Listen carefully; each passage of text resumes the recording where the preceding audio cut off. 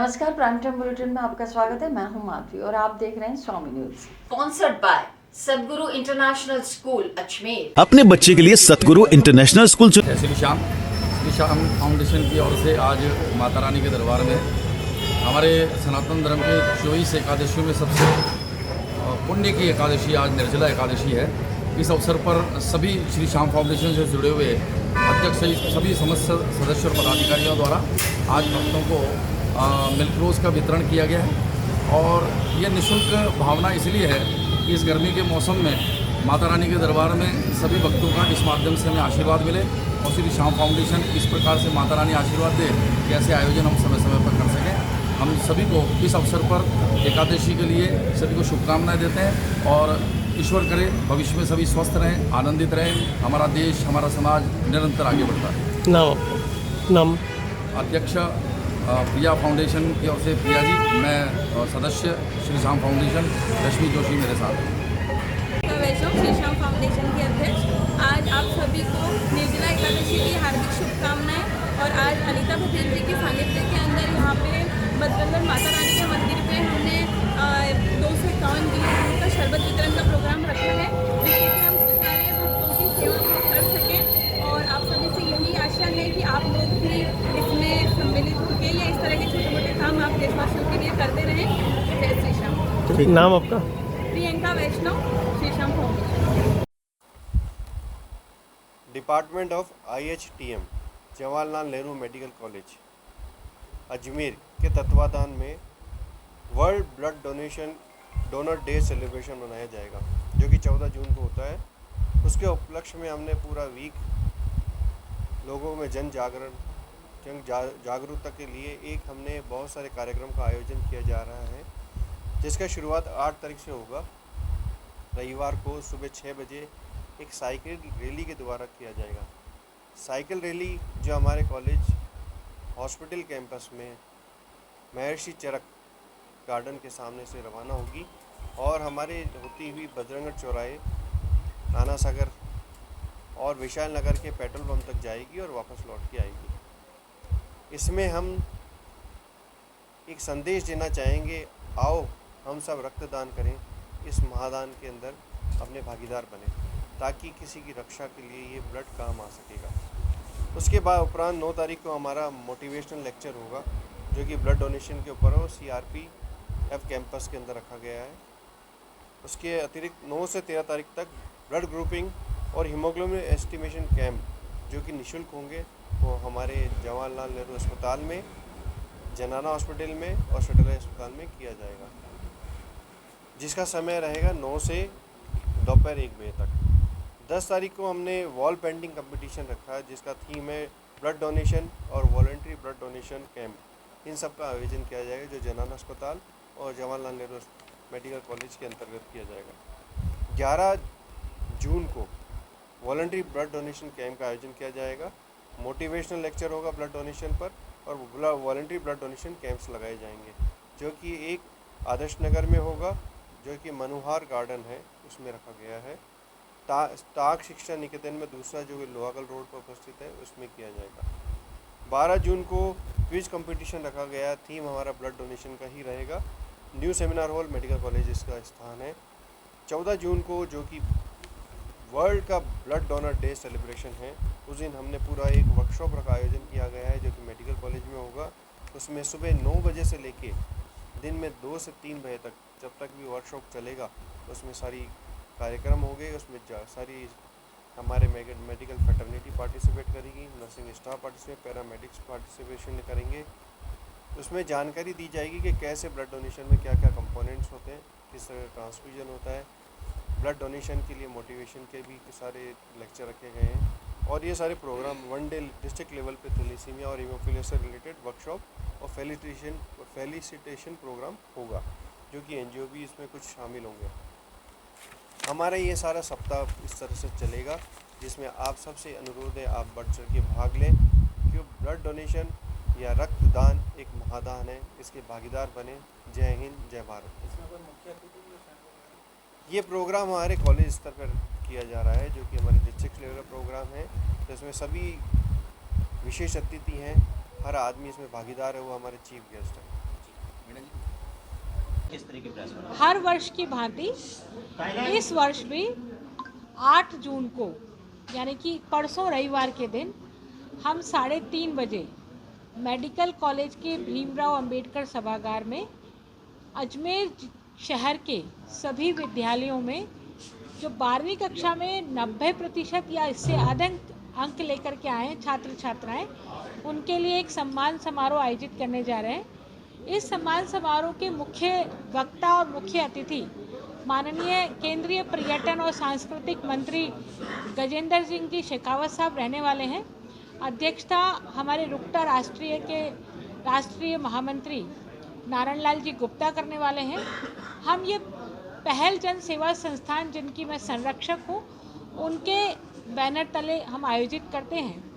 पहल जन सेवा संस्थान इस प्रकार के कार्यक्रमों को करते हुए सामाजिक सरोकारों से जुड़े हुए सभी प्रकार के कार्यक्रम करती हैं, चाहे वो ब्लड डोनेशन का कार्यक्रम हो, चाहे महिला सशक्तिकरण को आगे बढ़ाने का कार्यक्रम हो, चाहे पशु पक्षियों के लिए परिंदे बांटने का कार्यक्रम हो, या फिर अंतर्राष्ट्रीय पर्यावरण दिवस पर पेड़ पौधे लगाने, ट्री गार्ड लगाने का कार्यक्रम हो, पशु पक्षियों के लिए पानी की टंकी लगाने का कार्यक्रम हो।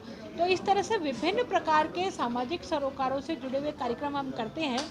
इस कार्यक्रम में हम बच्चों को मेडल और सर्टिफिकेट देने वाले हैं। साथ ही जो बच्चे अजमेर शहर में आर्ट्स, कला और साइंस में सर्वाधिक अंक लेकर के आए हैं, ऐसे सरकारी स्कूल और निजी विद्यालयों के बच्चों को 5-5 मिनट तक अपने बारे में कुछ बताने का, ताकि दूसरे बच्चे भी उनसे प्रेरणा ले सकें, उस निमित्त उनको अवसर दिया जाएगा। ये कार्यक्रम अजमेर का एक कार्यक्रम स्थापित कार्यक्रम हुआ है और मुझे खुशी है कि हम इस कार्यक्रम को हर वर्ष कर पा रहे हैं और इस वर्ष भी ये कार्यक्रम 8 जून को होने वाला है। मेरा आप सभी के माध्यम से जो अभिभावक हैं अजमेर शहर के, उन सभी अभिभावकों से भी आग्रह रहेगा कि इस गरिमामय कार्यक्रम में अपने बच्चों को समय पर भेज करके हमें सेवा का अवसर दें। हम भी गौरवान्वित होते हैं ऐसे बच्चों को पुरस्कृत करके, उनका सम्मान करके। दूसरे बच्चे भी उनसे प्रेरणा लेते हैं और उद्बोधन के रूप में जो हमारे मंत्री महोदय देने वाले हैं, निश्चित रूप से वो उन बच्चों के लिए आगे मार्गदर्शक साबित होने वाला है। इसके साथ ही हम कैरियर काउंसलिंग के नाते से जो कोचिंग इंस्टीट्यूट हैं, उन कोचिंग इंस्टीट्यूट की भी स्टॉल लगाने वाले हैं, ताकि जो बच्चे जिस कैरियर में जाना चाहें, जिस फील्ड में जाना चाहें, उनको उससे संबंधित सभी साहित्य और मार्गदर्शन वहाँ से मिल सके।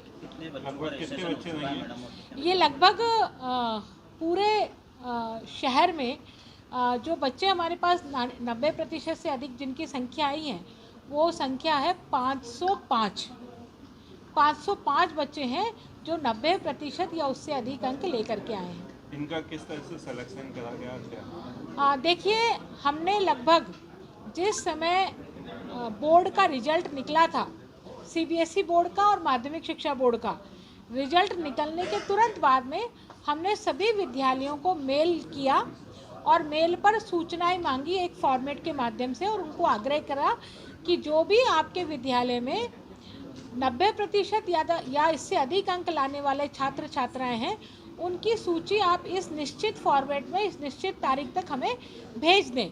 तो सभी विद्यालयों ने, जैसा मैंने पहले कहा कि ये कार्यक्रम अब शहर के लिए स्थापित कार्यक्रम हो गया है, तो सभी विद्यालयों ने बड़ी रुचि दिखाते हुए समय पर हमें वो सूची उपलब्ध कराई और उस सूची के आधार पर हमने बच्चों के नाम चिन्हित किए और चिन्हित करने के बाद में ये लगभग 505 के आसपास बच्चे की संख्या इसमें हो रही है।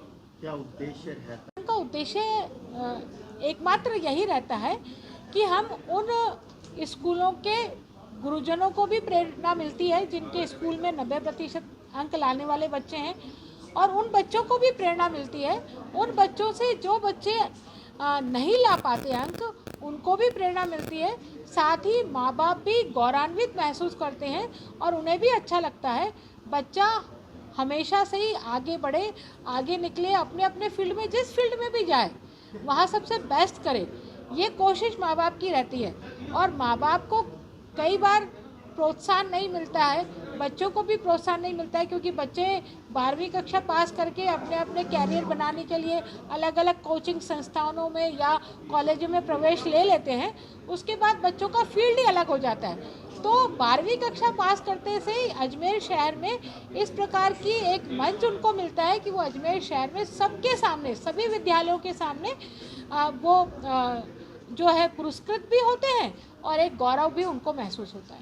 आज जो विजयनगर प्रकरण था, ब्लैकमेलिंग प्रकरण था, उसके अंदर आज कैफे संचालक जो श्रवण था उसकी जमानत याचिका पर सुनवाई हुई, जिसमें हमारा ये तर्क था कि ये जो कैफे संचालक है, जो आरोपी गण थे नाबालिग बालिकाओं के साथ जो शारीरिक शोषण, अश्लीलता व उनको धर्मांतरण के लिए प्रेरित करते थे और उन पर दबाव बनाते थे कि वह कलमा पढ़ें, रोज़ा रखें व बुर्का पहने, उसमें जो सारा कृत्य था उसके जो कैफ़े का संचालक था श्रवण, चिल आउट कैफ़े के नाम से वह संचालित करता था, वह उन जो आरोपीगण हैं उनके लगातार संपर्क में था। साथ ही वह इस कुकृत्य के लिए अपने कैफ़े के अंदर पैसे देकर उनको जगह उपलब्ध कराता था। उन तर्कों से सहमत होते हुए न्यायालय ने आज उसकी जमानत याचिका खारिज की है। साथ ही इस प्रकरण को अति संवेदनशील माना है और साथ ही जो प्रकरण था इसके अंदर विशेष वर्ग द्वारा विशेष वर्ग की नाबालिग पीड़िताओं के साथ जिस तरह का ये अश्लील कृत्य हो रहा था उसको देखते हुए न्यायालय ने बताया कि इससे हिंदू और मुस्लिम समुदाय के अंदर आपस के अंदर घृणा वैमनस्यता फैल रही है, जो गंभीर प्रकृति की प्रतीक है। अच्छा, इसमें अभी कुछ दिनों पहले भी एक पूर्व पार्षद की जमानत अर्जी खारिज हुई है। कितने आरोपी हैं, उनकी क्या स्थिति है, कहाँ पर है? इसमें 3 मुकदमे दर्ज हुए थे, जिसमें अलग अलग जो आरोपी हैं, कुछ में कॉमन है, कुछ के अंदर अलग अलग है। और उसमें हकीम कुरैशी की पूर्व के अंदर जो जमानत अर्जी खारिज की थी। साथ ही आज न्यायालय द्वारा 2 बाल अपचारियों की भी जमानत याचिका जमानत अपील खारिज की गई है। साथ ही उनका भी रोल उतना ही माना है कि उन आरोपियों के साथ मिलकर इस कृत्य को अंजाम दिया है। तो अभी तक जितने भी इसमें नामजद और गिरफ्तार शुदा जो आरोपी हैं वो अभी न्यायिक परीक्षा में ही है? सभी न्यायिक परीक्षा में चल रहे हैं। कोई बाल संप्रेक्षण में? कुछ बाल संप्रेषण गृह में है, कुल न्यायिक परीक्षा में चल रहा है। अच्छा, आपकी तरफ से क्या आरोपियों को सजा दिलाने के लिए क्या तैयारियां हैं? एविडेंस पुलिस द्वारा दिए गए वो प्रॉपर हैं? देखिए, पुलिस ने जो चार्जशीट पेश की है, हम लोग की कोशिश पूरी रहेगी कि फाइल के अंदर पीड़िताओं के बयान, उनके घर वाले के जो भी फाइल में उपलब्ध साक्ष्य है उसको न्यायालय के समक्ष अपनी पूर्ण मेहनत करके न्यायालय के समक्ष तथ्यों को सामने लाएंगे और जो भी होगा दोषियों को सजा दिलाने की पूरी कोशिश करेंगे। ठीक है, धन्यवाद। प्रशांत यादव, विशेष लोक अभियोजक, पॉक्सो। ये अभिषेक माश्री है, प्रार्थी, ब्रांच मैनेजर है HDFC सूचना केंद्र अजमेर में। इसने रिपोर्ट दी है कि 28 मई को कार्गो राजस्थान लिमिटेड कंपनी का एक मेल आया था और एक टेलीफोन नंबर है, उससे सूचना आई थी कि हमारी चेकबुक ख़त्म हो गई है, रुपये खाते में ट्रांसफ़र करना है। उस मेल आईडी के आधार पे उसने कुल 3 टुकड़ों में 3 किस्तों में 28,77,460 रुपये ट्रांसफ़र कर दिए थे। फिर 29 मई को उनकी ओरिजिनल लेटर पैड पे कोई आया नहीं, तो इन्होंने कंपनी में संपर्क किया, तो उन्होंने कहा कि हमने कोई ऐसी मेल आईडी पे रिक्वेस्ट भेजी नहीं है। फिर इसने उस नंबर, जिस नंबर से फ़ोन आया था उस पे बार बार उसने संपर्क किया, तो वो फ़ोन भी बंद आ रहा था, जिस पे उन्होंने 1930 पे उस समय कंप्लेन की थी। कल मुकदमा दर्ज कराया है, मुकदमा दर्ज करके अनुसंधान जारी। मुकदमा 316, 318 BNSS और 66D IT एक्ट में। टोटल 28,77,460 रुपये 3 टुकड़ों में इन्होंने ट्रांसफ़र किए। अभिषेक माश्री, ब्रांच मैनेजर HDFC बैंक सूचना केंद्र अजमेर। हाँ जी बाबू जी, क्या नाम है आपका?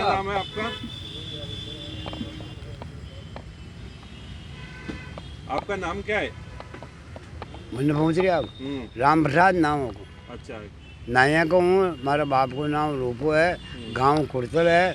और मैंने वो कूट मार खाड़ दियो, गाँव में रोटियाँ मांगो तो मैंने जो कूटे। और ब्रजमोहन जी ने सरपंच साहब जगह बाप की ओर बढ़ जा, यानी ये कुत्ता ने मैं मुझे बड़ी सारी इज्जत खराब कर दी। जो वो गाँव का फेड़ा हो याग जितने जो महाराज वो सरपंच साहब वो वहाँ का घने फरोग कियो।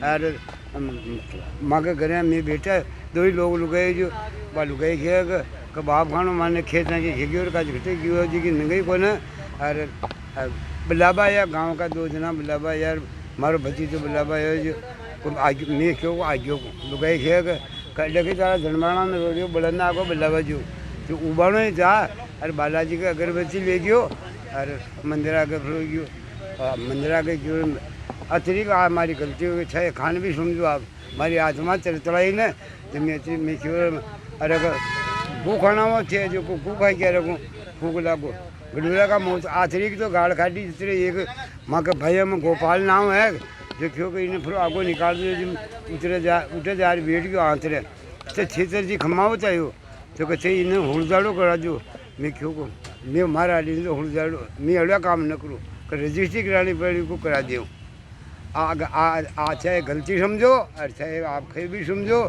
और झूठ समझो चाहे हाँ समझो मैं अलग न खाई अंदर था क्यों बेटा क्या परेशान कर रहा पर वो कोट मार उनको खेलो न करियो जो मतलब वो क्या कहना नहीं करा वो क्यों रहा तुम मैं क्यों जो करके तुम अब काका की जमीन मारे नाम क्यों मैं क्यों अंदर था क्योंकि मैं हमारी ज़िंदगी में काज कई खोटा करे तो मैं अंधो हो गयो और अब मैं जो मैं अलग खाता हूँ तो मैंने मतलब यहाँ मिल लो कि मैंने रोटी मिलेगी न मिले गाँव का क्यों कि रोटी मैं दे वहाँ और तुमने कोई आपस से जो वो मारा रोटी दे दिए तो हाथ मुड़ा दो तो तालाब में जाना पड़े ना। ऐसे में आप रोटी पानी कैसे खाते हो फिर? हाँ रोटी पानी कैसे खाते हो वैसे?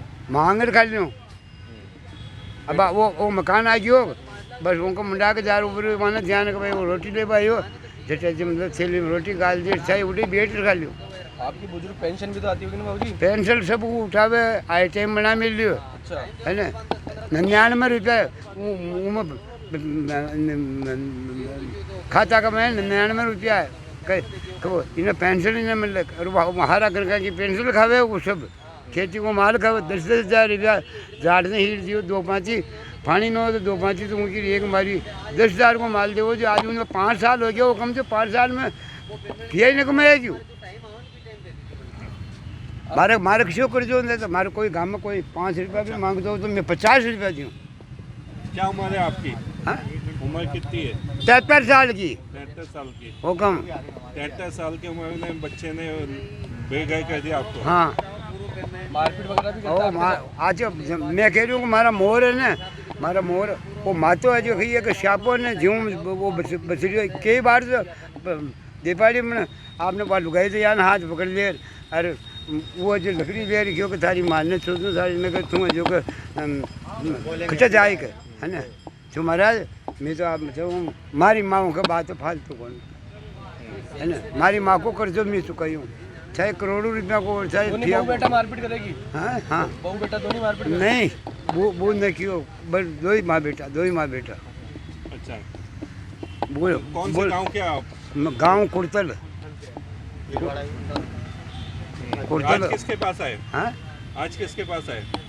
मैं मिलवाया अरे साहब ने प्रार्थना करवाई हो है ना एसपी साहब का नाया हुक्म क्या ही नाम है आपका? नाम राम प्रसाद ऐसा को आपने अर्ज करियो ना अंदाजा।